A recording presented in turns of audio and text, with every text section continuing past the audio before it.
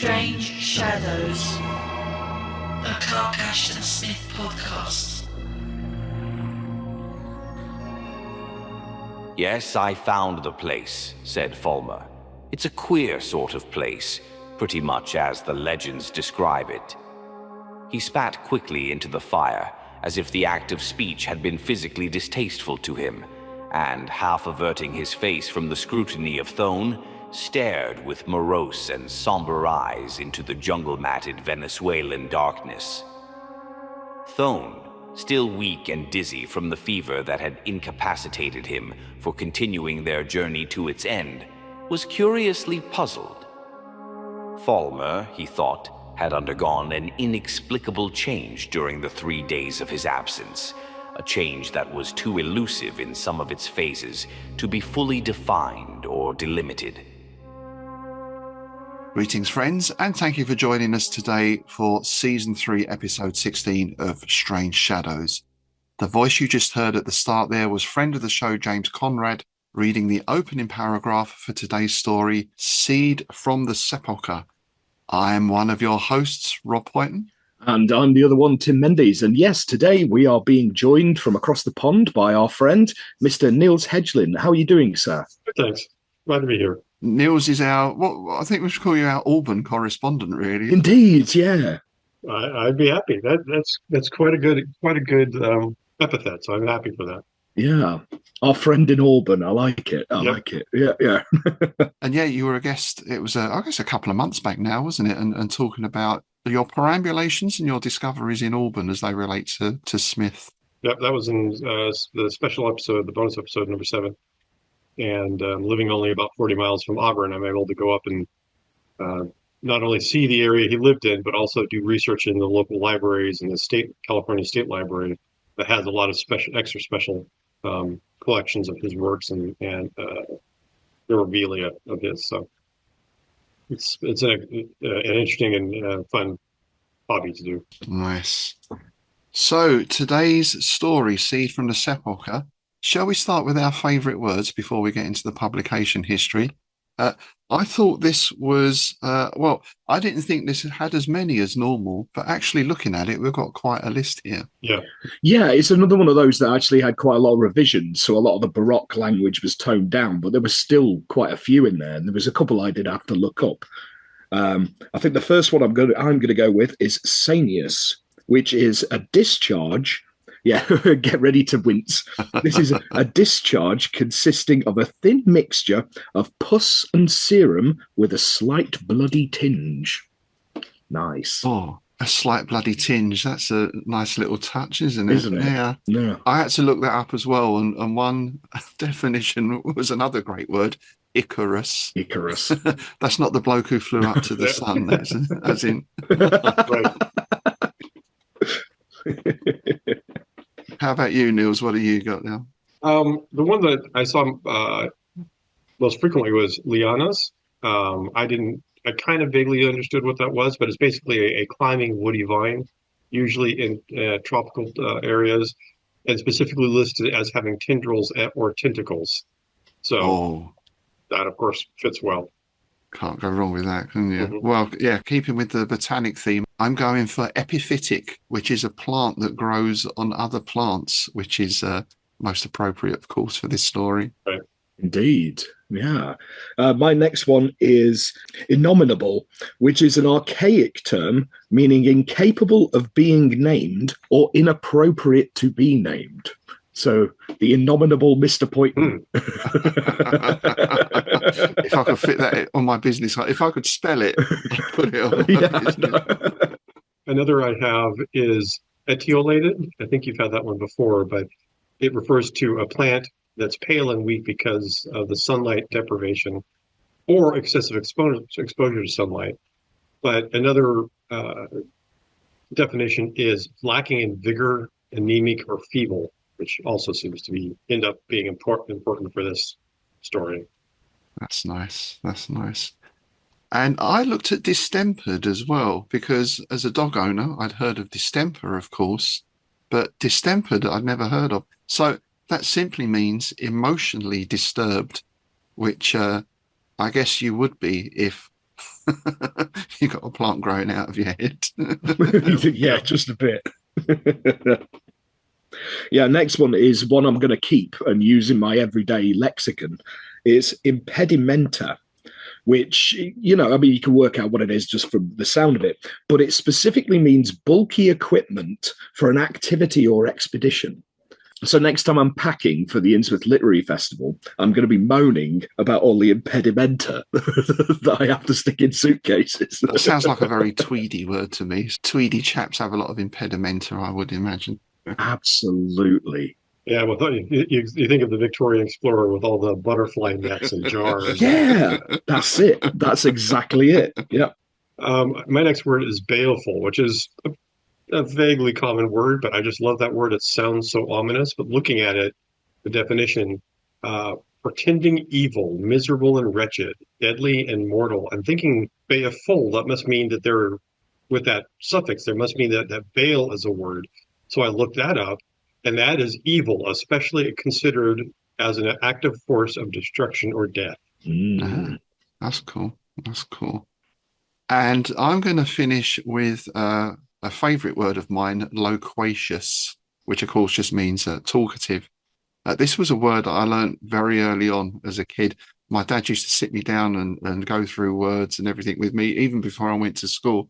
And I always remember putting loquacious into a very early story, probably about 7 or something, and getting a gold star for it. So I have fond memories of loquacious. Nice. Nice. Righty-ho, that's our favourite words done. Let's move on to the somewhat torrid publication history, shall we?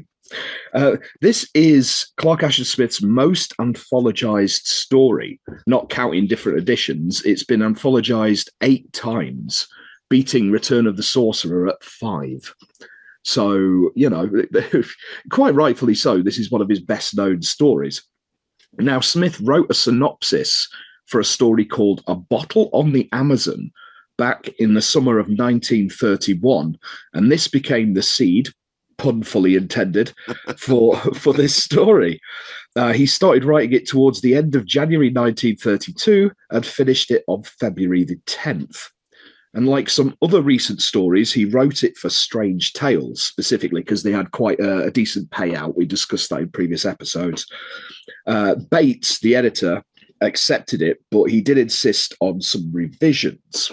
Yeah, we have a letter dated March 1932 to H.P. Lovecraft. Smith says, he wanted me to make some slight alterations before showing it to Clayton. He seemed to think there was an inconsistency in the development of the devil plant, but as I pointed out to him, the plant merely propagated itself through spores after death, but had the power of extending its individual life term through an extension of the root system from one victim to another. However, I made several minor changes, adding some horrific details and mentioning a second skull in the lattice work of bones and roots, etc., in the burial pit. Derleth's suggestions, unfortunately, that letter's missing, so I did have a look through Eccentric and Practical Devils, but all we've got is Smith saying thank you for the suggestions. We don't actually. It's a shame, because I would have loved to have known what he said. Derleth's suggestions are very good, but I rather like the thing as it stands. It might have been worked out more gradually at greater length, as Wandry suggests, but the present development, as far as I am concerned, has through its very acceleration a strong connotation of the unnatural, the diabolic, and the supernatural. So that's a nice little passage, isn't it? Yes. Very nice. Yes. Very nice. Yeah. So Bates did accept the revised story for Strange Tales, and this is where things get a bit wonky, because he now informed Smith that payment would have to wait until publication. And a few weeks later, there was even worse news. The Clayton outfit was facing the threat of bankruptcy. So William Clayton gave Bates the order to shut down the magazine with the January 1933 issue.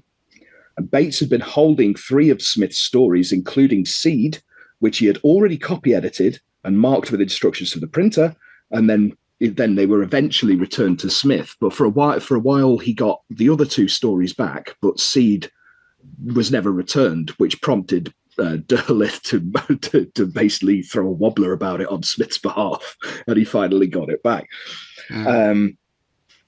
So Smith wrote a new copy of it and submitted it to Farnsworth Wright, who, drum roll please, rejected it. Yeah. He said it was too long and drawn out. So Smith then cut it down to 4,500 words and sent it back, and it was accepted. He was paid $45 for it, and it appeared in the October 1933 issue of Weird Tales. I think it's easy to forget now that because we think of these people as being such giants in their field, just to forget how precarious their existence was on a professional level. Because, of course, these were very small outfits, these magazines. And I guess a lot of them could go under at pretty much any time, especially in the economic environment of the day as well. Yeah, there's a bit in one of the letters with August Derleth when Smith actually says, I think the exact quote is, looks like Farnsworth Wright is the Lord of all he surveys now. Because Wood's Strange Tales has gone, it's kind of thing. And Derleth was kind of like, well, Oriental Stories have kind of changed their name and they're going to be accepting more weird stuff. But yeah, it was obviously a real worry for these people because you've got one outlet, essentially. And I know from when Nils was on before, we've spoken about that, Smith was not exactly, he had to take on quite a lot of sort of manual jobs and that sort of thing just to pay the bills. Yeah, always in the pecuniary depletion. Hey, well done, sir.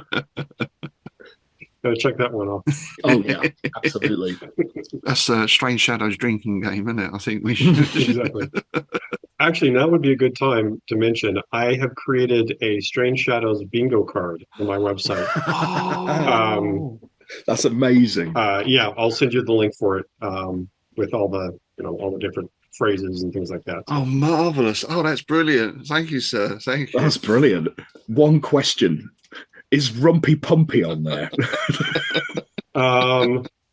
There is Rude Illusions. Nice. Well, that's about 30% of the show. Exactly. Pecuniary depletion, Rude Illusions, a lot of the different themes that he covers, both Star Trek and Doctor Who mentioned in one episode. No band or song names.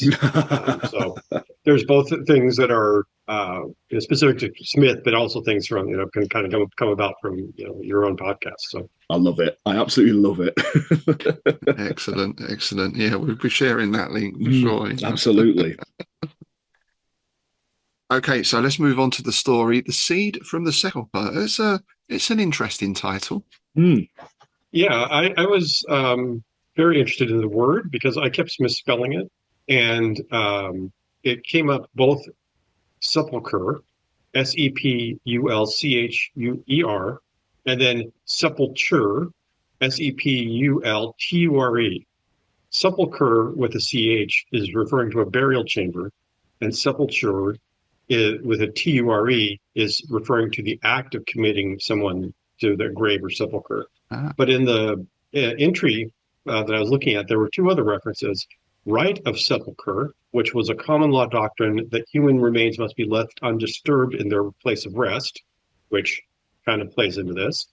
And then whited sepulcher, Whited, one who is outwardly attractive but unclean or vile on the inside.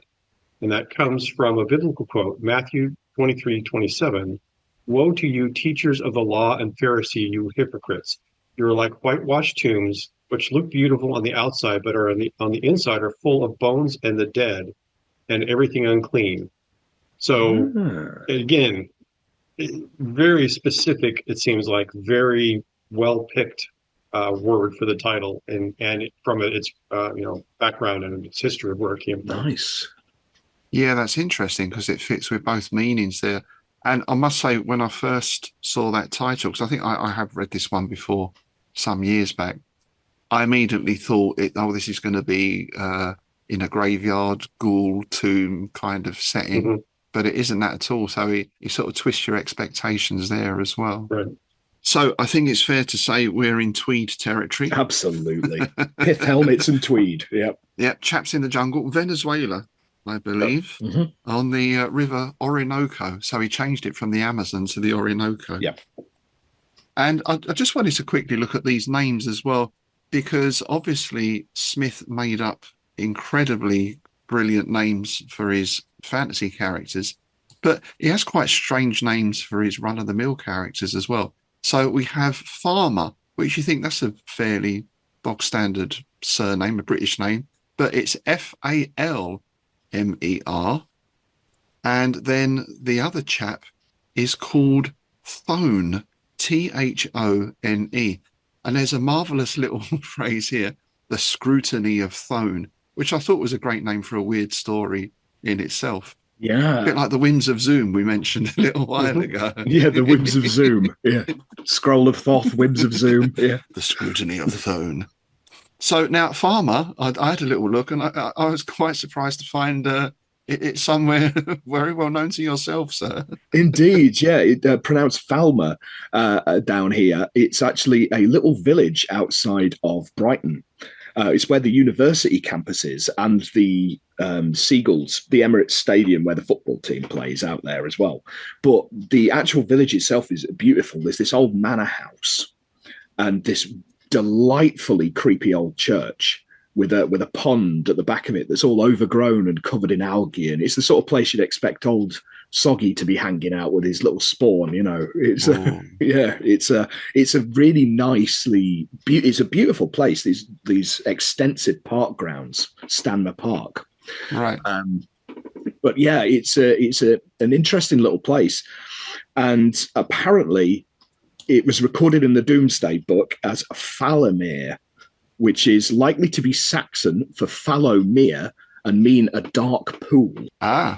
Which is also very Smithian, isn't it? Yeah, yeah. And a little bit Tolkien-esque as well. Falomere of Gondor. I noticed when I was reading it with the name Thone, my eyes kept rereading it as throne with an R. And so that then later on kind of clicked that, that kind of implies, throne, royalty, and a crown, which will become important. Crowns are mentioned frequently in the story, in the effects of what happened to the wonderful explorers. Yeah, that's good. Yeah, I never picked up on that. I did check the name out, and it is an Old English word apparently, and the Old English meaning of Thone is moist or damp. So again, there's a sort of implication there. Yeah. It's funny because I kept misreading it as Thorn, like the Omen films. Yeah, with the E on the end. I kept misreading it as that. Yeah.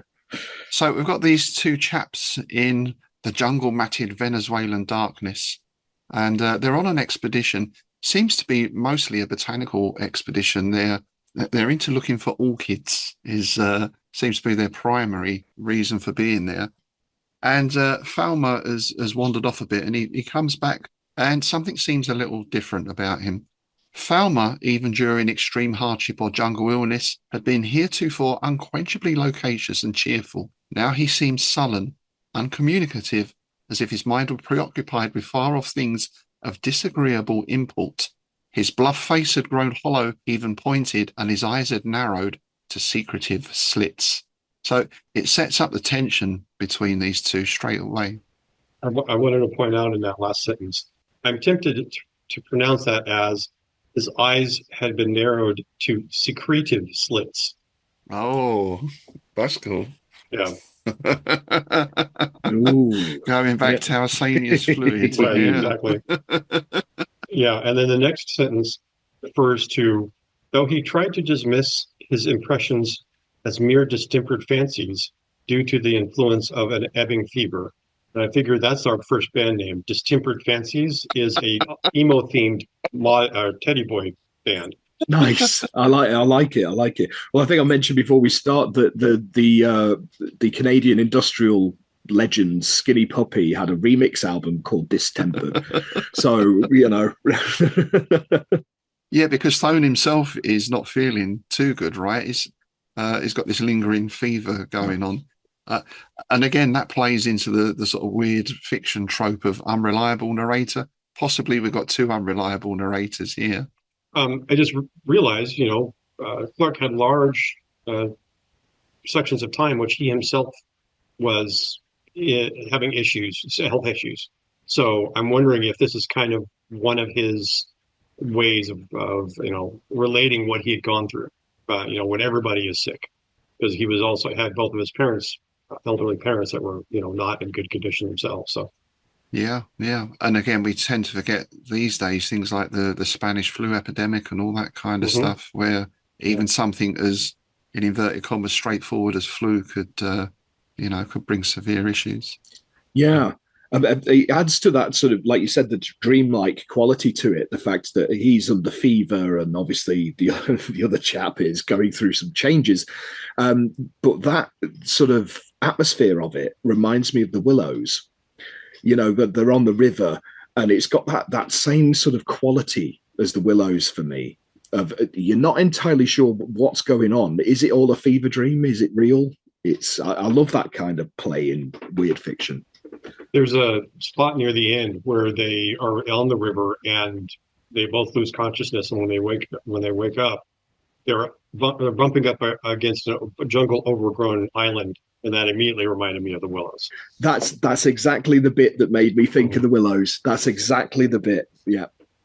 Now, we mentioned orchids, but there seems to be perhaps another motive for this expedition as well, because then we get this from Thone. But didn't you find the burial pit of the Indian legend where the gold was supposed to be? So again, when you're reading this for the first time, you think, oh, right, yeah, so Falmer has found the gold and is going to be pulling some sort of fast one here. Again, it's setting up this tension that there's secrets between these two men.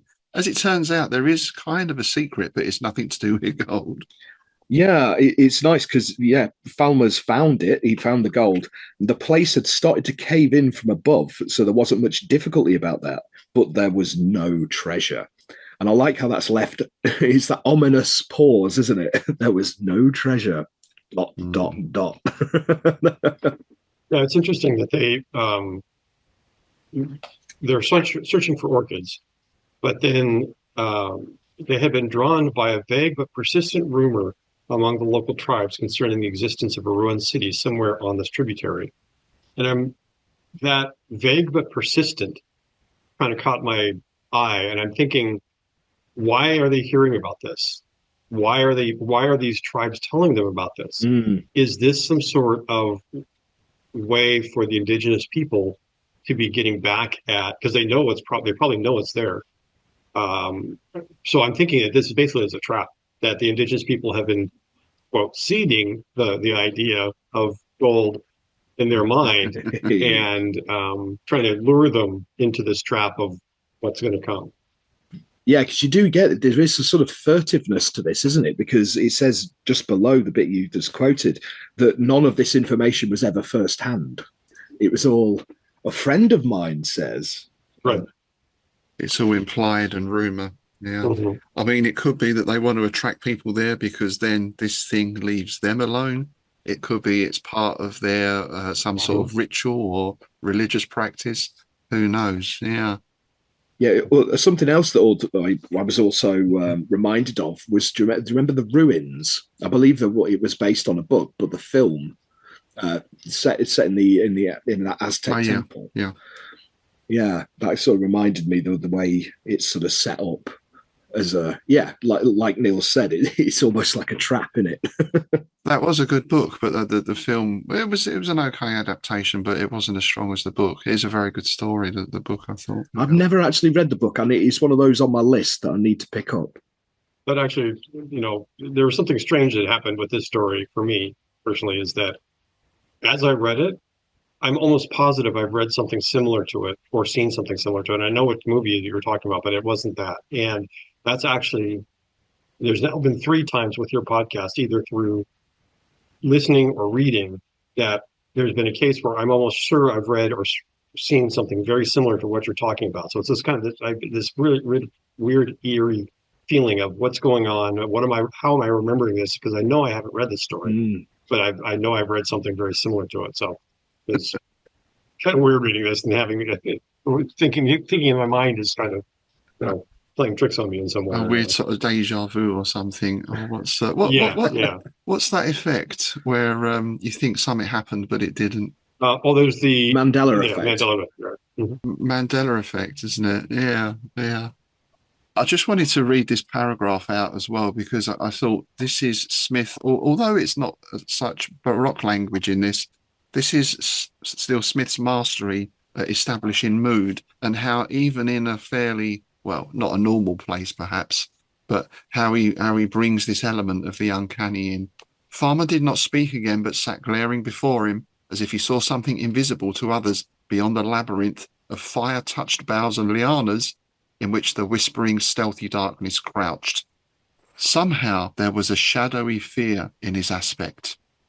The riddle was too much for Thone, and he gave it up after a while, lapsing into restless, fever-turbulent slumber from which he awakened at intervals to see the set face of Farmer dimmer and more distorted each time with the slowly dying fire. At last it became a half-human thing, devoured by inhuman shadows and twisted by the ever-changing horror of those febrile dreams. So you got this lovely combination of the guy's fever and the sort of shadows from the fire and the strange vegetation around them combining to create this effect.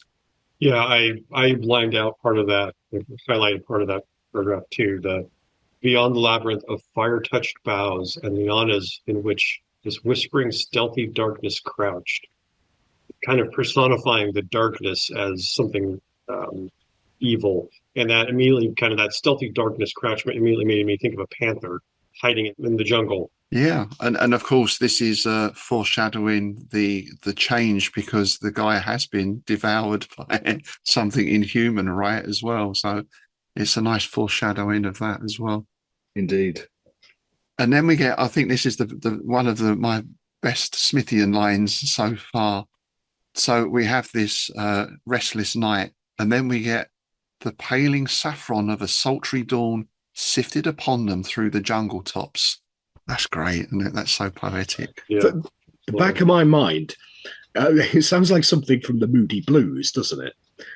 You know the Moody Blues, they do them like the poetry sections. It sounds like one of them. I could just hear it with the flute going on and the mellotron behind it. The paling saffron of a sultry dawn. Yeah, exactly. I've gone into War of the Worlds. But yeah, that was War of the Worlds, wasn't it? But yeah, same singer. Yeah, exactly. Yeah, it was just an A-word, wasn't it? Yeah. And then I feel we get a little bit into Apocalypse Now sort of territory with this. We're going upriver, and the golden rule for that is don't get off the boat. Yeah, there's in the next paragraph, the river wound like a sluggish olive snake between interminable dark walls of forest, from which at intervals the goblin faces of orchids leaned and leered. And then skipping a little bit, petulant cries of strange fiery-colored birds. The sun rose above the jungle and poured down in a waveless tide of horrid brilliance. It's just so evocative. And immediately, fire-covered birds, I think of the Voyage of King Uberan. I'm not sure. Have you guys covered that one yet? With the crown, the bird crown that flies off? I know the story. Yeah. Yes. Again, in a few lines, Smith manages to paint such a vivid picture. Yeah. Even when he's using, this is all fairly straightforward language in Smithian terms. Yeah, again, I wonder how much of that was because of the rewrites for Farnsworth Wright, because we know from experience that Mr. Wright didn't like the more Baroque touches, did he? But my favourite there is it's just the description of the river being like a sluggish olive snake. Yes, absolutely. I can picture that instantly in my head, because I'm a fan of snakes, so I can just picture that the way the contours and the meandering and all that. Meandering, yeah. And Thone is rowing, he's putting the effort in, and his friend is sort of sitting behind him, not really doing much at all, and he starts moaning. After a while, he began to moan thickly as if in pain or delirium. They went on in this manner for several hours. The heat grew more oppressive between the stifling, airless walls of jungle. Thone became aware of a shriller cadence in the moans of his sick companion. Looking back, he saw that Falmer had removed his sun helmet, seemingly oblivious of the murderous heat, and was clawing at the crown of his head with frantic fingers. That's either a severe case of nits or something. You get one of those itches sometimes, don't you? You just got to give it in the center of your head. You can't get to it. Yeah. I mean, this is, for me, this is one of the best examples of body horror that we're going to get, because it's one of those things. People, when you think of Clark Ashton Smith, you don't instantly think body horror, do you? Absolutely. You think more of the poetic side of it, or the atmosphere, the cosmic. Yeah, but this is full on body horror. This is almost Cronenbergian, Yeah, I as I was trying to choose what story I wanted to join you guys on, I read through the rest of the volume 3, and I wanted to find something that I hadn't read already, just because it was, keep it interesting.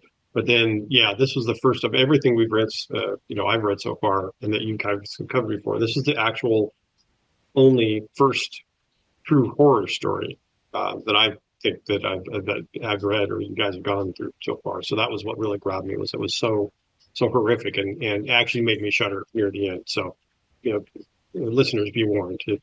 It's going to get kind of intense. It's pretty grim, isn't it? Yeah. That's an interesting observation, I think, because normally we'll have the alien or the supernatural in some aspect or other, whereas this is basically a plant. It's so you can think of triffids and all that sort of thing. I think this plays into all those tropes, doesn't it, as well? Where, someone went on a holiday somewhere and they got bitten, and 3 weeks later a load of spiders hatched out of their leg, and all those kind of stories. People have things in their ears. Right. I was brought to mind by the cordyceps fungus. I was reminded of that.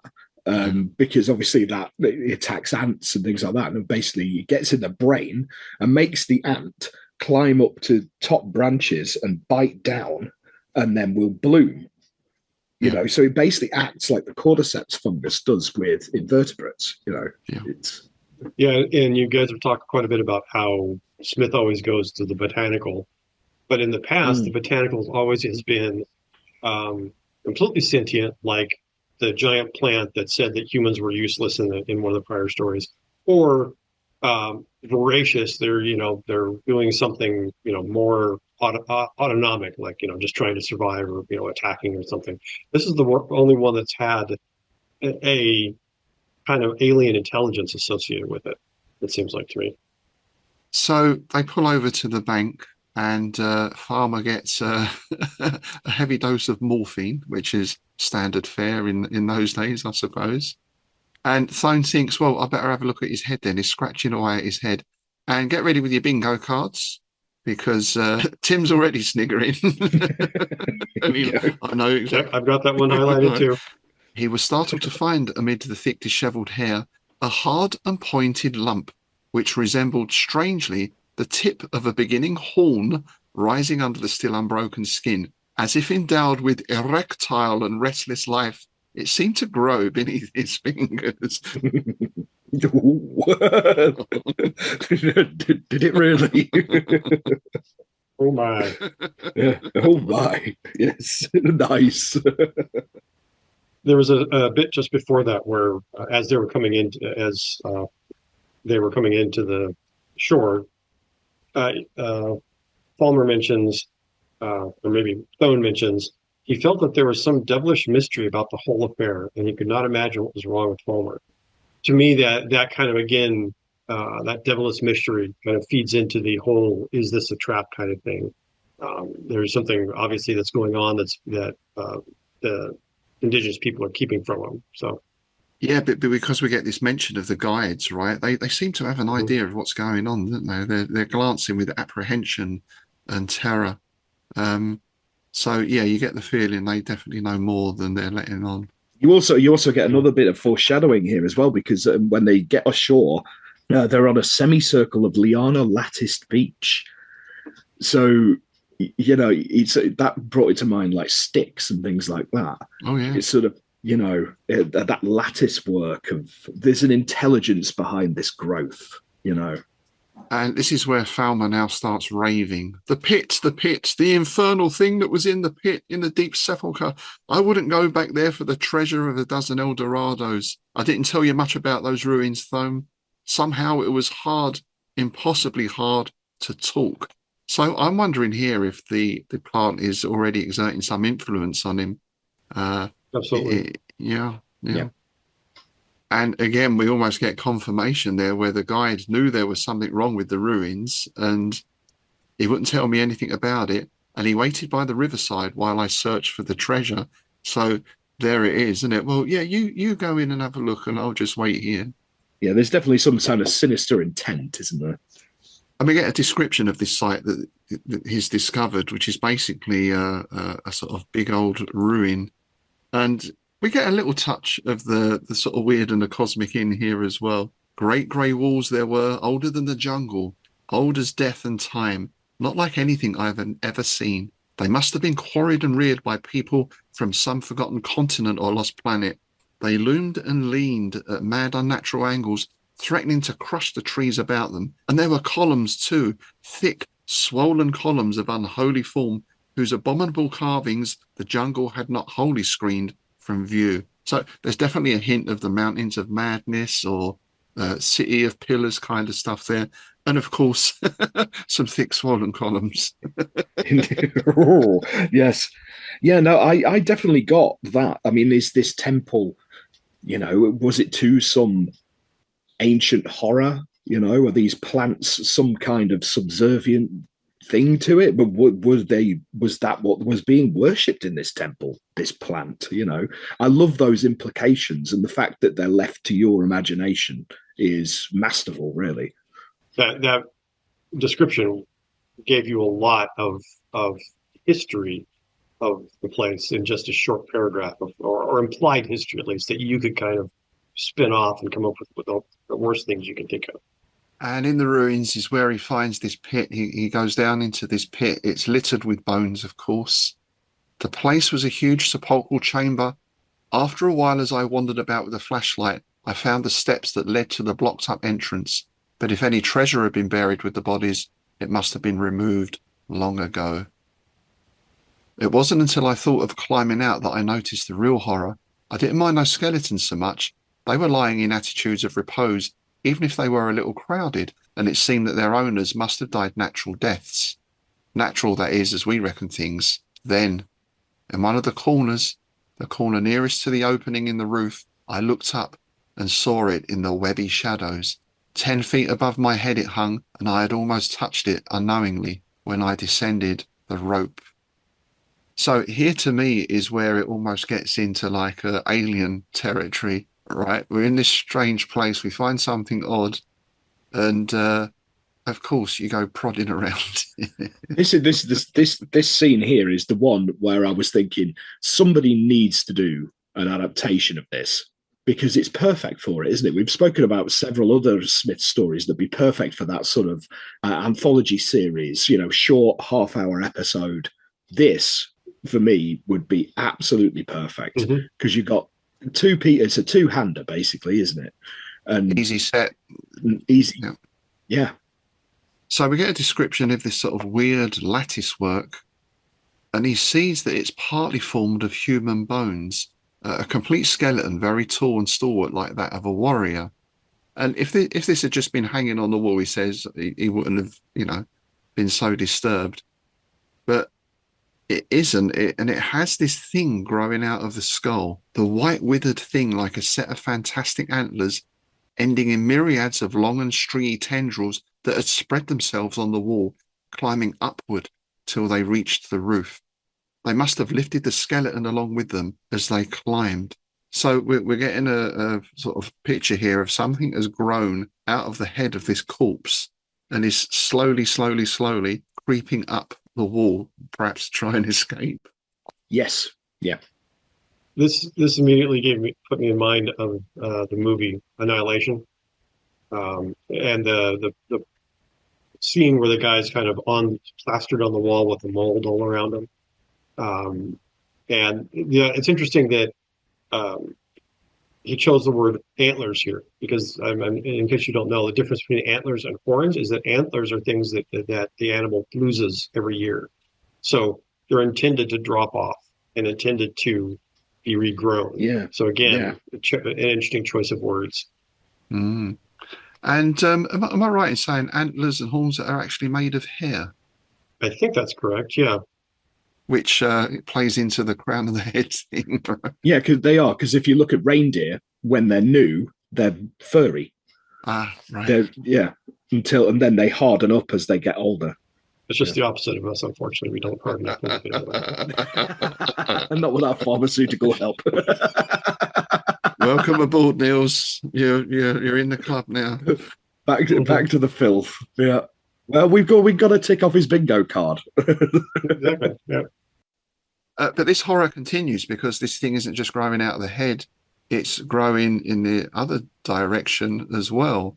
Some of these branches have come out through the eye holes and nose holes, and at the roots, the blasphemous thing had gone downward, trellising themselves on every bone. The very toes and fingers were ringed with them, and they drooped in writhing coils. Worst of all, the ones that had issued from the toe ends were rooted in a second skull, which dangled just below. And I suppose, again, that's open to speculation. I guess at the moment he's thinking someone died, the plant seed got in them somehow and grew out of it, where in fact, as we're going to find out, the truth is much more horrible than that. Yeah, something else I was thinking about here in this scene is because it's saying that there was a little of fallen bones on the floor in the corner and the broken off root system. Because obviously it's going from the one body into the next skull.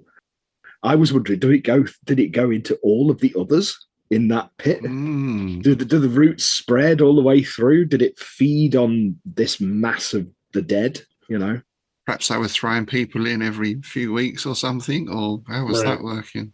Yeah. There was another sentence in there that said, some of the branches had issued from the cloven crown. That, again, there's that crown that I was referring to earlier with the idea of thone versus throne. But also the next band name, Cloven Crown, I figure is a black metal band. That's got to be black metal. Yeah. That's a good name. Cloven Crown. That is a good name.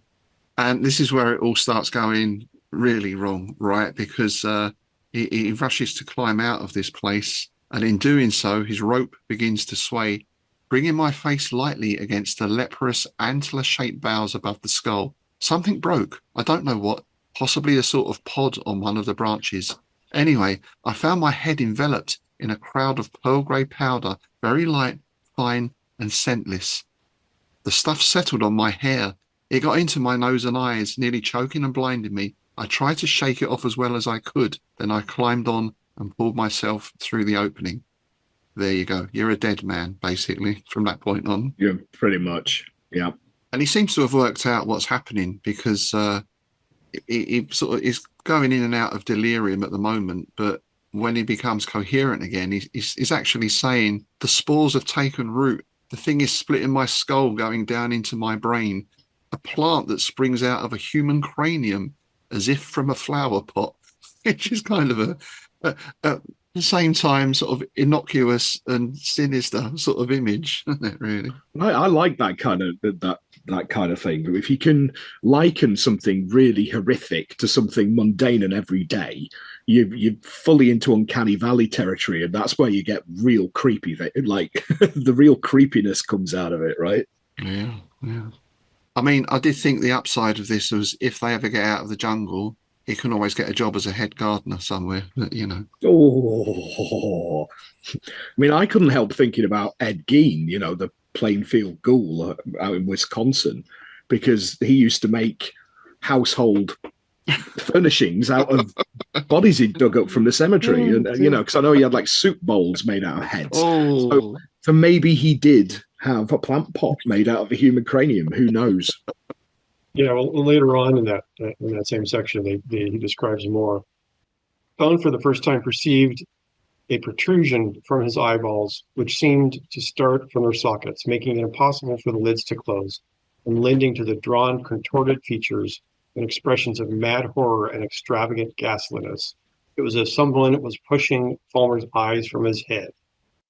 That was the first shudder as I was reading. It's just It is quite a horror. It's a thing to imagine, isn't it? That pressure, and then that you've got the mind being taken over, but also just that physical discomfort of something in your head. Yeah, it's such a ghastly image, isn't it? Again, I winced at that because again, you see it a lot in horror movies, don't you? Especially like the body horror things. You have bodies coming, eyes coming out on stalks, almost like snails. Things. So I'm seeing it like that. You know, the little sticks pushing the eyeballs out, like like antennae kind of thing. Grim. But Thone, in good Tweed fashion, tries to deny it, right? He kind of can see what's happening, but at the same time, he dared not believe the story Falmer had told him and its implications. The thing was too monstrous, too fantastic. And assuring himself that his companion had imagined it all, had been ill throughout with the incubation of some strange fever, he stooped over, and then, of course, he finds that the horn-shaped lump on Falmer's head has now broken through the skin. So, no, it's not a fever dream. It's not imagination. This is actually happening now. Yeah. Increasingly, with a sense of unreality, he stared at the object that his prying fingers had touched and revealed amid the matted hair. It was unmistakably a plant bud of some sort, with involuted folds of pale green and bloody pink that seemed about to expand. The thing issued from above the central suture of the skull, and the thought occurred to the horror-sick observer that it had been somehow taken root in the very bone, had gone downward, as Falmer had feared, into the brain. So that's interesting, isn't it? That it's not taken root in the fleshy grey matter. It's actually this plant has attached to the bone. It's living in the bone. So that's quite an interesting idea. It's really sort of anchored itself in place there. Yeah. It reminds me of how, like, anemones act, the ones that act in symbiosis with certain crustaceans, like crabs and lobsters. They sort of adhere themselves to the shells, to the carapace, and then obviously get taken trundling along, and they eat all the plankton as they're waving their fronds about. So that it kind of reminded me of how that sort of behavior, that sort of that symbiotic almost, but parasitic as well. Yeah, it's a really interesting concept for me. Well, I think, as we said a few times, Smith tends to go to botany, and Lovecraft tends to go towards quite prophetic in what turned out to be undersea creatures. But what happens in the natural world totally matches anything you've ever read in weird fiction in terms of horror. Oh yeah. Of course. Yeah. We get another great Tweedy trope here, right? Because the guides have buggered off, they've disappeared. Always happens. Yeah. And Thone thinks, right, well, they left me a boat, so let's get in the boat, and even if he's too weak to paddle, he can just let the current take him downstream. But before he does that, then we get another nice moment of pure body horror, right? Because he's going to get his knife out. Yeah, this is another one where the wince happened. Yeah. Resolutely, he drew out his clasp knife, and stooping over the stricken man, he excised the protruding bud, cutting as close to the scalp itself as he could with safety. The thing was unnaturally tough and rubbery. It exuded a thin, sanious fluid that he shuddered when he saw its internal structure, full of nerve-like filaments with a core that suggested cartilage. Yeah, grim is the word. Yeah. I suppose it is that terrible decision that people have to make at times, right? Like the guy who got trapped with his arm and all that sort of stuff. Oh, between the rocks. Yeah. You know, do you do one thing or another? I mean, to do it on someone else is the thing, but to do that on yourself, wow, that's some fortitude there. Well, it's the whole concept behind the first Saw movie, isn't it? I mean, that's the whole crux of it. Right. I've never seen them. No, but the first one's good. The rest of them were absolute dog shit, but the first one was good. So it's into the boat then, and off they go drifting downstream. Is it downstream or upstream? Must be downstream, isn't it? Downstream, yeah. And we get, again, you could see this as a very cinematic or as a very visual scene. He seemed to be drifting through a hell of strange dreams, illumined by an intolerable glaring sun. He went on in this way for cycles and then floated into a phantom peopled darkness and slumber haunted by innominable voices and faces. all of which became at the last the voice and face of Falmer, detailing over and over again a hideous story. So you can imagine it is in the grip of this fever. It's just helplessly drifting on the river, and he's got this person with his thing in it sort of sitting next to him as well. Yeah, there's at the end of that paragraph is drones still seem to hear in the utmost abyss of sleep. I figure the abyss of sleep is the Cloven Crown's first album. Yes. Yeah. Yeah. I love it. I love it. We get another example of Smith's use of color here, because traditionally in literature, yellow has been used to convey sickness and horror and madness and that kind of thing. So we had saffron earlier and things like that, but now he awoke in the yellow glare of dawn. So it gives that, it's ominous, isn't it? Mm-hmm. Saffron is an almost nice, poetic and luxurious kind of color. Luxurious, yeah, but this is harsh yellow glare of dawn. Yeah. And then just after that, we get the yellow dazzle of light. You know, even when Thone shuts his eyes because this thing has grown again out of Farmer's head. He obviously didn't get all of it out, so it's just regrown.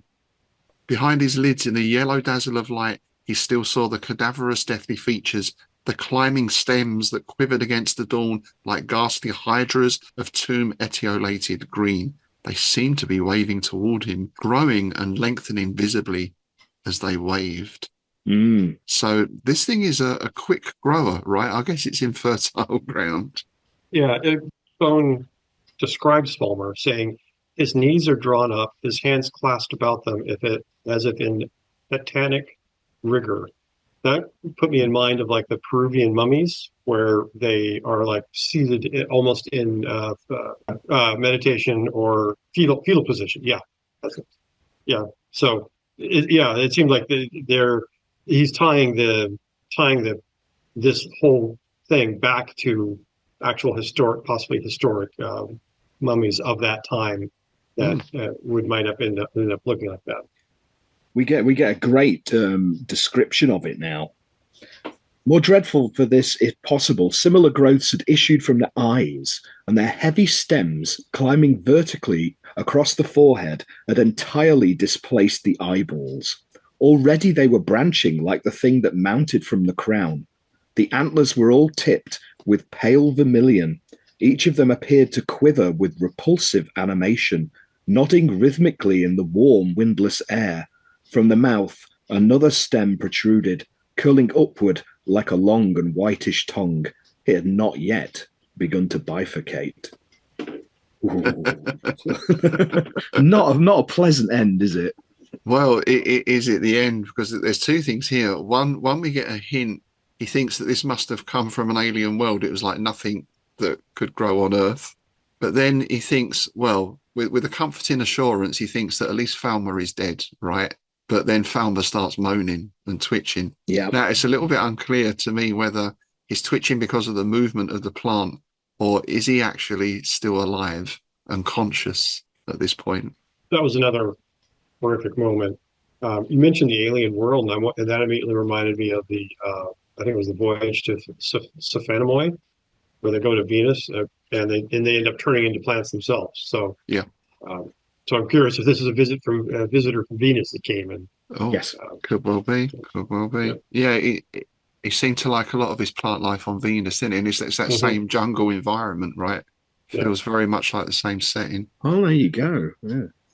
I've got to wonder, like you're saying about from the alien world, if the writers of the Doctor Who serial Seeds of Doom had read this story, because obviously it was inspired by The Thing was one of the inspirations, and obviously Triffids, but it's a seed found in Antarctica that's taken back by this mad botanist who collects rare orchids and cultivated, and it then basically a liana comes out of the seed and it infects people and it grows from that. So I do wonder if this was one of the inspirations that people haven't picked up on. That could well be interesting. Yeah. And Yeah. I'm going to complete the bingo card now, because if you're going to mention Doctor Who, I mentioned it in Star Trek original series, Nice. where they had those orchidy looking plants that puffed something out. I can't remember which episode it was there. Oh, yeah. I'm sure someone will let us know. But yeah, they puffed into people's faces with ensuing kerfuffle. Hmm. I think there was an episode of Stargate SG-1 along the same lines as well, wasn't there? Like plants that infected people and turned them doolally. Now, what does a chap do in this situation? Well, a tweed chap, of course, draws his loaded revolver and unloads 6 bullets. Of course. So, yeah, he put 6 bullets into Falmer's quivering body. Yeah. But Falmer is still moaning and twitching. And this is where Soane basically fails his sand roll. He's out of it. In almost Lovecraftian fashion, he passes out. When he came to himself again, he could not know if hours or weeks had elapsed. But he knew at once that the boat was no longer moving, and lifting himself dizzily, he saw that it had floated into shallow water and mud and was nosing the beach of a tiny jungle-tufted isle. The putrid odour of slime was about him like a stagnant pool, and he heard the strident humming of insects. And we get that very Smithian idea again of even the plant life around him. The normal plant life appears sinister. Lianas were drooping above him from the island trees like uncoiled serpents, and epyphitic orchids marked with ophidian mottlings leaned toward him grotesquely from lowering boughs. Immense butterflies went past on sumptuously spotted wings. There is quite a lot of snake imagery in this, isn't there, as well? Because obviously you had the olive snake as the river, and then in the tomb the roots were described as like serpents and cobras, and there was a cobra mentioned somewhere else. So yeah, that I think that's a nice touch, because it gives you that feeling of movement, because we all know how snakes move, right? Mm-hmm. Yeah, it sort of puts me in mind of Averoigne as well, the satire and those sort of stories where, you know, the normal, very attractive, homely forest suddenly starts taking on this sinister aspect. And again, very much that snaky imagery. And Falmer is still there, right? And it's got worse. Yes. I like this kind of story where things start off, it's not great to start with because there's a fever and this sort of stuff, and they steadily just get worse and worse. And when you think it can't get any worse, it gets worse. Yeah. So what we now have, the 3 antlered stems mounting above Falmer's head had become gigantic and had put out masses of ropey feelers that tossed uneasily in the air as if searching for support or new provender. And then the sort of ultimate horror, in the topmost antler, issuing from the crown, there's the crown again, and towering above the others, a prodigious blossom had opened, a sort of fleshy disc, broad as a man's face, and pale as leprosy. Pale as Leprosy is the second album.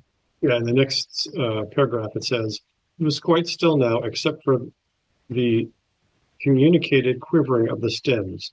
The atrocious plant had sucked him dry and eaten his vitals and flesh." The whole combination of the seated, clutching your arms around your legs kind of thing, and being sucked dry, and the plants growing out of them, that also reminded me a lot of the skeleton from the Empty Man movie. Ah, yes, yes. Yeah. And if you actually look at concept drawings for that skeleton that the artist did, there's extra bits that actually look very plant-like coming out of them. So again, it's interesting to wonder if there was an influence of Smith on that skeleton.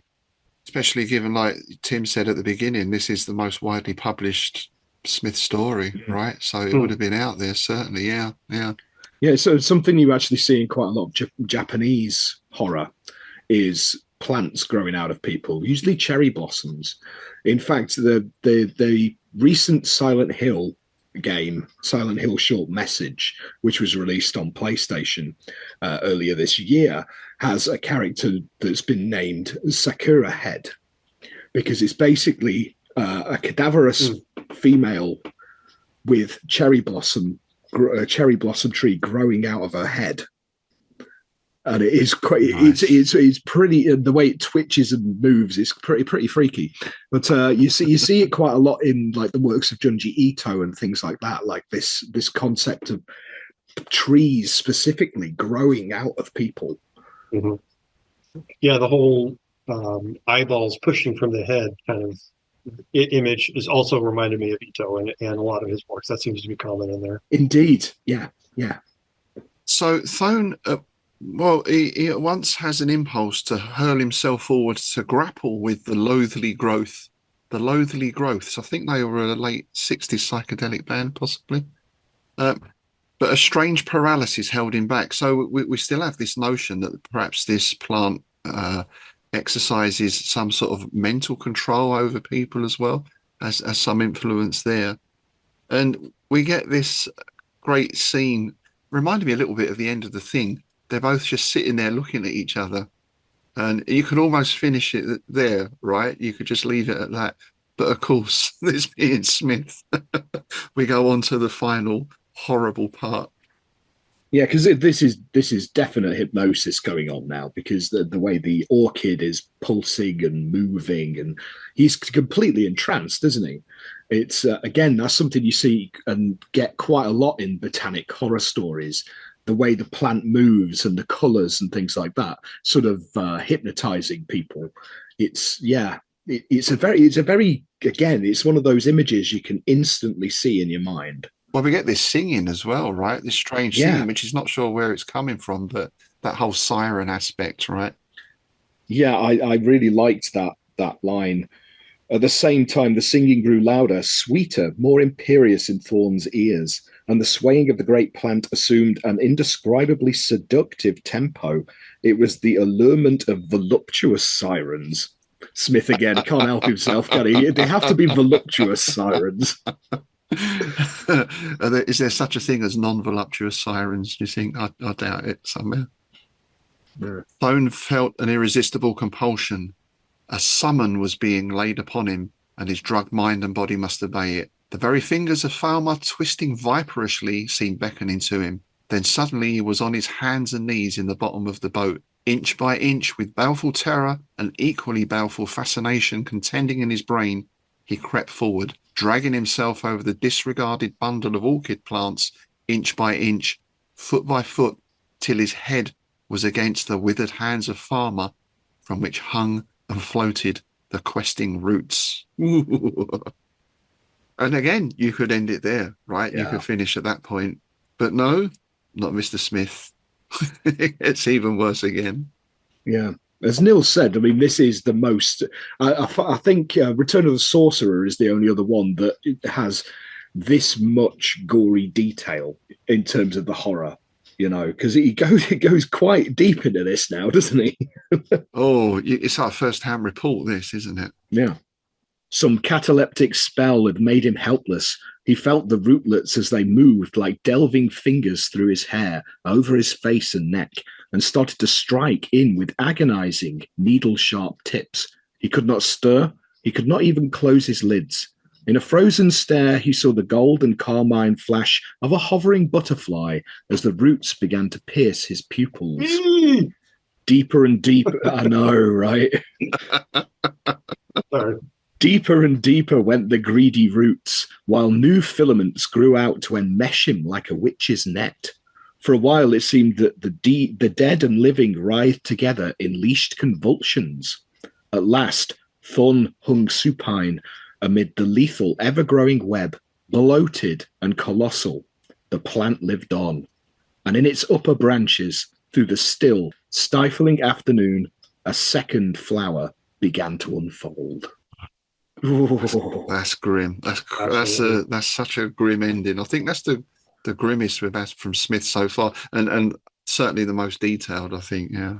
I was in reading the part where it talked about seeing a flash of the butterfly. I'm wondering if that actually was just the roots piercing his eye and hitting the optical nerves, and there was no butterfly. It was just like something that, you know, kind of like you push on your eyes, you can kind of see sparkles. Yes. So I don't think there actually was. I mean, he talked about butterflies before, like paradise before, but I don't think there was a butterfly when he actually saw it at the end. perhaps that's one of those near-death brain experiences where Mhm. you see, oh, I saw a light, oh, Yeah. I saw Mother, that. I don't know why I always Mhm. do that in a northern That's- accent. I don't know. Today, didn't I? I did that. Can you hear me, Mother? Yeah. Yeah, it's that in effect, that's his soul fluttering off, he's gone. Mm. So yes, there we go. Certainly not a happy ending, but then they rarely are in Weird Tales, but a particularly unpleasant one there. I was happy for the plant Ah, that's a good point. Yeah. Yeah. There is that. There is that. and happy for the indigenous people that helped lead them to this fate. Hopefully, it'll no more annoying greedy people will come back. Yeah. Well, that's it, because if this plant does extend a baleful influence, does that then go out amongst the locals? Are they then compelled at some point to come and visit it? True. Mm. I think it's another job for Pingu and his flamethrower. We were talking about him just before. You and his flamethrower. Yeah. Yeah, just like. But for anyone who doesn't get that reference, you need to see the Pingu version of The Thing, which Yes. I'll share down below. It's a work of genius. It really is. Yeah. Yeah. So, Nils, you were talking about Smith's father and his travels and experiences, and you think there might be some connection here on the botanical level? Right. So Smith said his father traveled all the way to Australia and came back, and they spent time in Brazil. And so there's kind of the assumption that a lot of Smith's ideas and or imagination was encouraged by his father telling him tales of his adventures out as being a world traveler. And in Brazil, I have no evidence as to what he did in Brazil, but it seems like that's a place that would have a lot of crazy flowers that might and birds that might have been part of his tales to Smith. But I was wanting to try to find more information about concrete information as to what he may or may not have done for Smith's father's travels, and actually started going back through some of the online genealogical databases and just to kind of find out the history of Smith's family. We already know that his father was from England and had done this world traveling, and allegedly his mother had like royalty in her background. But using the online sites, I kind of confirmed that. So Smith's father was Timaeus Ashton Smith, and Tim, you're from Macclesfield, which is near Manchester, right? Indeed. Yep. Yep. So have you heard of Haywood? Yes. Right. Smith's father was born in Haywood. And most of his family was there from there.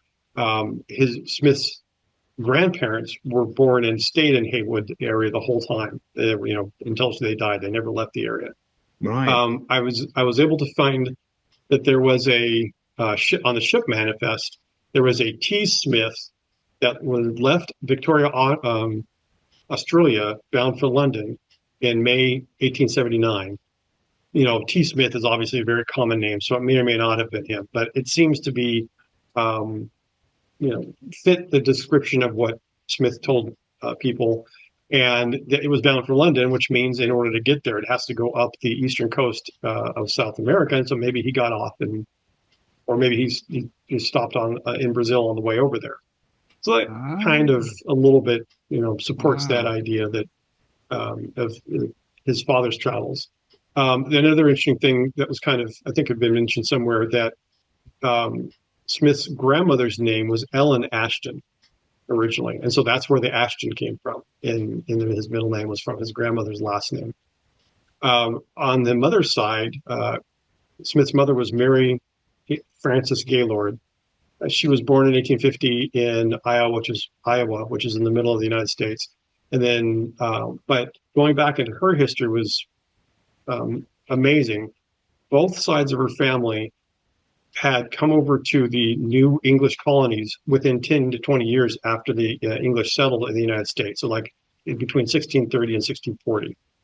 And going further back, there is an enormous long list of royalty in the family history of his mother. Of course, once you get farther enough back and everyone wants to be related to royalty, you really don't know whether, how accurate this is, but a small list of the royalty that his mother was related to, where allegedly was Thomas Stanley, the first Earl of Derby from the War of the Roses fame, King Harold II Godwinson, the King of England, that died in the Battle of Hastings, a King of Ireland, King of Scotland, King of Denmark, King of Wessex, King of Dumonia, which is Devon in England. And this is all going back to like the 300s. Wow. And so there's a lot of alleged family in her history. So just interesting to kind of get a little bit more background on their family, on Smith's family, and how that might have kind of influenced his stories. That's fascinating. That's very interesting. The first thing that strikes me there is Smith had northern blood in him. Yeah, I know, right? I like this. I like this fact. Especially Mank. I just see Clark Asher Smith in a bucket hat with some maracas. Hey, watch it, pal. But it's interesting because all I really know about Timaeus Ashton Smith is that he was the son of a wealthy British industrialist, and he used his patrimony for travel and gambling. And H.P. Lovecraft has described him as something of a soldier of fortune. So he sounds like a bit of a rogue. Right. Yeah. It's interesting that source says he was the son of a wealthy industrialist, but according to, I'm not sure what on the online history, family history websites, they listed him as a blacksmith in Rockdale, which I guess is just slightly east. Yeah. Rochdale. So maybe, I don't know, maybe he became a big industrialist later, or maybe it was a story that Smith's father told him about his grandfather. Because, if his grandparents stayed in England, or at least according to the census data, lived in England their whole lives, and specifically in Haywood, would Smith have ever met them? Because Smith never left Auburn, almost never left Auburn, and the farthest he went away was like the San Francisco Bay Area. So yeah, it seems like all he knew of his grandparents are stories that his father told. Yeah, so. I guess in that time, well, and only until very recently, especially when you moved to another country, that was pretty much it for the folks back home, right? I guess people may have corresponded, but no one could have been going backwards and forwards like they do today. I mean, having said that, even I've got friends who, his daughter moved to Australia. I mean, he hasn't physically seen her for like 5 years or something, so it's even more so back then. Yeah. I'm also struck by this contrast as well, which I think fits well into Smith's fiction, of nobility and royalty, and from what sounds like quite common or slightly roguish stock, but that nobility is somewhat a little bit faded. Right. Because if she married a guy from the sort of mercantile class, if we could put it that way, that's the old trope of nobility marrying into new money almost, isn't it? Mm-hmm. I mean, it does kind of fit because Manchester has always been a hub of industrialism. Yep. It's specifically the textiles industry. So basically because it pisses it down with rain all the time, so it's great for fabric. So that's the reason. That's why Macclesfield is famed for its silk. Yeah, there you go. It's a lot of it's due to the fact that it just rains all the time. I never knew that. Yeah. Very interesting stuff. And if anyone does have some other information out there, I'd be very interested in hearing that too. It's I guess people must have done research into this. I mean, I know I've seen a family tree for Lovecraft, I think, somewhere with various aunts and going back quite a few generations. But the difficulty, as you said earlier, Smith. Yeah. And I mean, Lovecraft, how many other Lovecrafts have you ever heard of apart from HP? Yeah. I mean, it's such an unusual name. Well, there's the porn star, Lily Lovecraft. Yes. Well, yeah. And there was the sex shop in London on Tottenham Court Road. Yeah. Those aside, filth aside. Right. Oh dear. What are we going to do? Sorry, I couldn't resist. One other interesting connection with his father is that being that he went to Brazil, and we're also talking about seeds of the seed of the sepulcher. There's the Brazilian metal band called Sepultura. So that's just an interesting connection between the two. Brilliant. And Ken, what was their song? Yeah, they're one of their most famous songs. I believe it was on the Chaos. No, it was an album, wasn't it? Was Roots. Roots, bloody roots. Okay, so shall we finish off with looking at Dawnwood Spire and Lonely Hill, the letters of H.P. Lovecraft and Clark Ashton Smith? Now, there's quite a lot of mentions in here of Seed from the Sepulchre, but it's pretty much along the lines of, oh, I've just finished this story, or I've just sent this story off. But there is one little section I want to read out again, forgive my indulgence, largely for the return address, and it's a zinger. It's a real good one.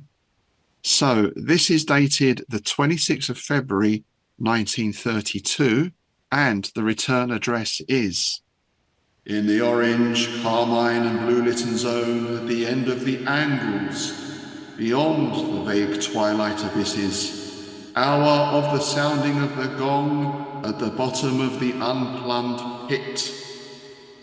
Dear Clark Ashton. That's a corker, that is, isn't it? It's good, isn't it? Yeah. By this time, you have my extremely admiring reaction to the Seed from the Sepulchre. Comte Derlet also relished the tale and says he has suggested to you a number of revisory ideas, including a shift of the scene to the Arctic. You can use your judgment about such matters after all the reports are in. Yeah, so that's basically it. Just a couple of lines, but we get mention of Mr. Derleth there and his revisions. And interesting that he was talking about shifting it to the Arctic as well. Isn't it? Yeah. That plays right into the Thing and Mountains of Madness. Well, Smith's response to that was, I liked your ideas. It'd make a great basis for a different story. So, yeah, it's interesting, isn't it? It's a shame that letter isn't in existence anymore. Yeah. I recently picked up Two Worlds Unknown, the letters of Clark Ashton Smith, Donald Wandry, Howard Wandry, and R.H. Barlow. And I looked through this for information of the story. And similarly, it was all, you know, I'm working on the story. It's been accepted. It hasn't been accepted. It's been accepted kind of thing. So nothing of great interest.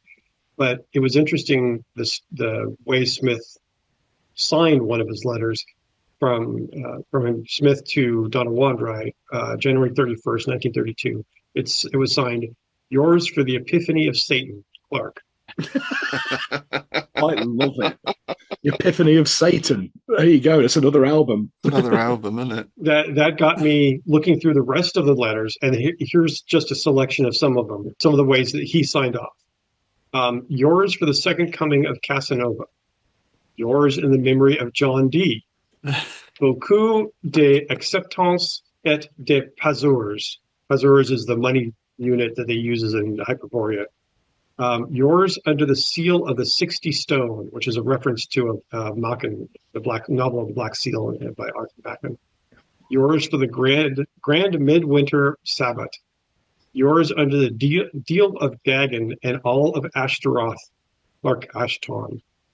And so he used these every once in a while. The vast majority of the letters were signed off as your friend, or as ever, very cordial but normal kind of things.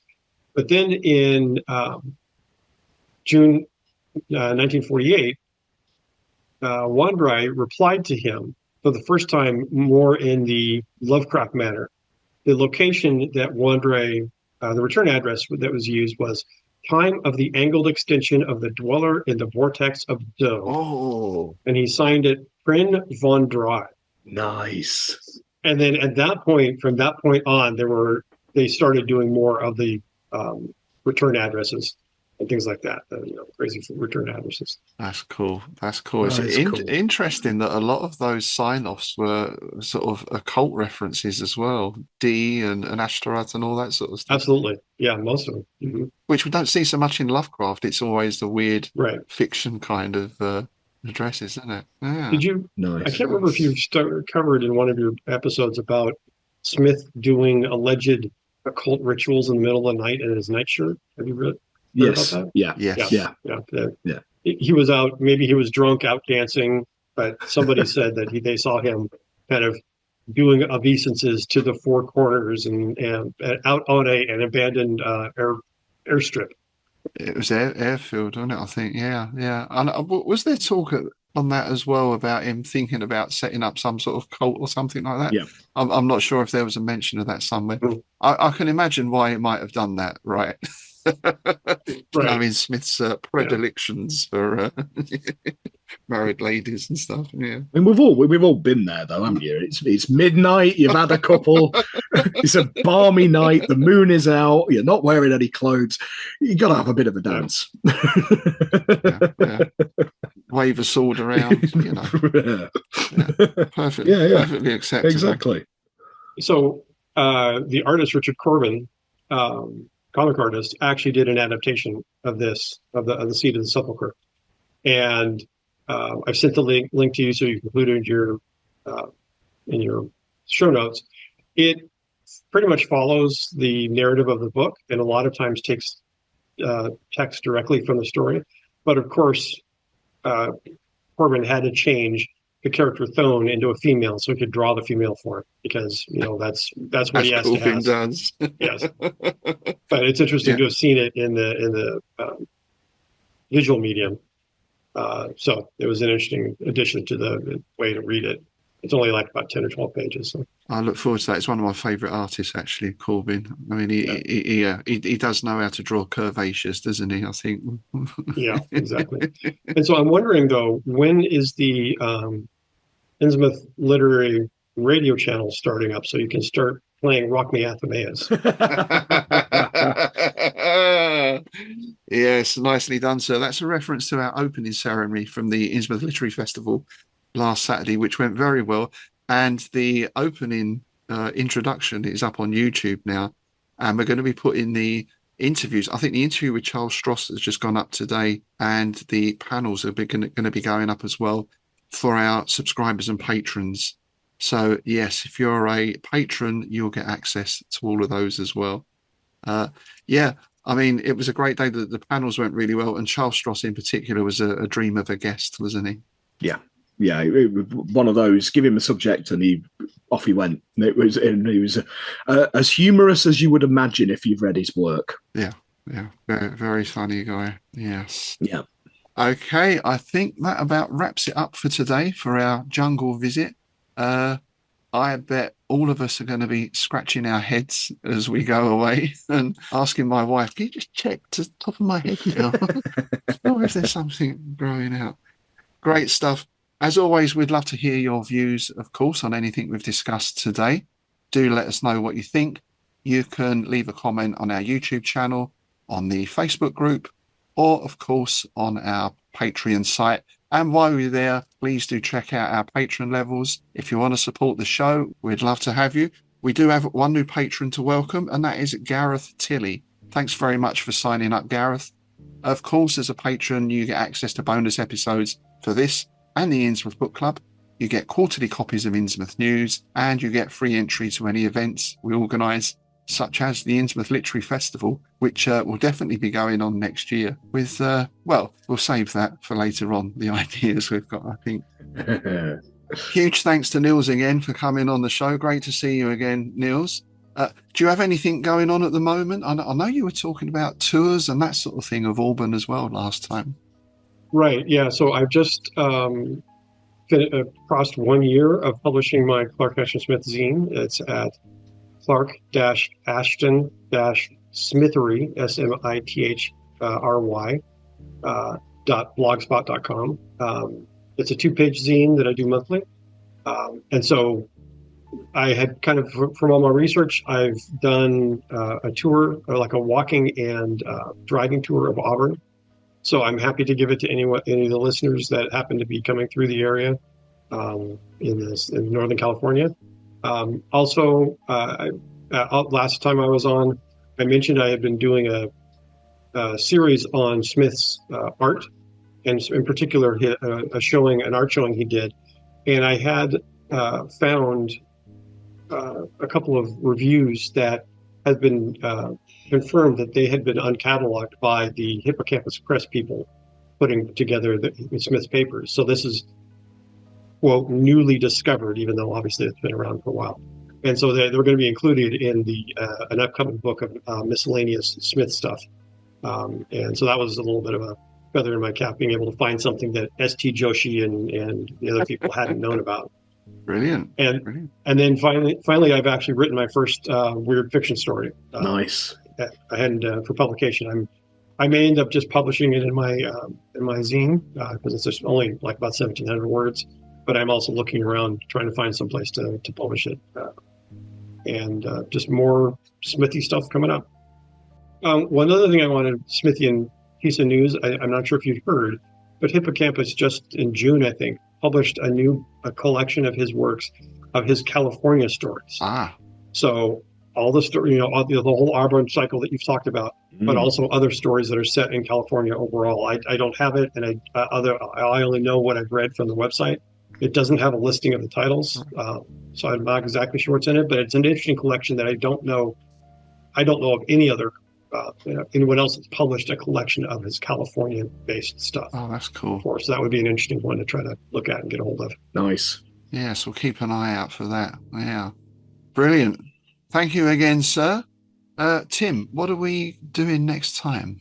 Next time, we are going to be doing a very special bonus episode for our Patreons. And I believe this is going to be one of the ones that we throw ourselves over to the mercy of said Patreons and ask them to choose a subject. You'll be putting out a poll or something, I believe. Yeah, I'll get something out on the site in the next few days. But basically, let us know your ideas. If there's any particular aspect of Smith and his works you'd like us to dig into, it can be something simple or it might be something quite deep. Though I feel Nils has covered so much information there today for us, we would be hard pressed to top that. But yeah, anything you want to ask us, or if there's any particular work you want us to look at, then please do let us know. Yeah. Last time we did this, didn't we end up doing The Dead Will Cook Old You? Oh, we did, didn't we? Yeah. Yeah. That was very interesting. That was great. Very interesting. Yeah. Okay, that's it for today. Thanks again for joining us, folks. And with that, it's goodbye from me, Rob Poyton. And it's goodbye from me, Tim Mendes. And it's goodbye from Nils, the Auburn correspondent.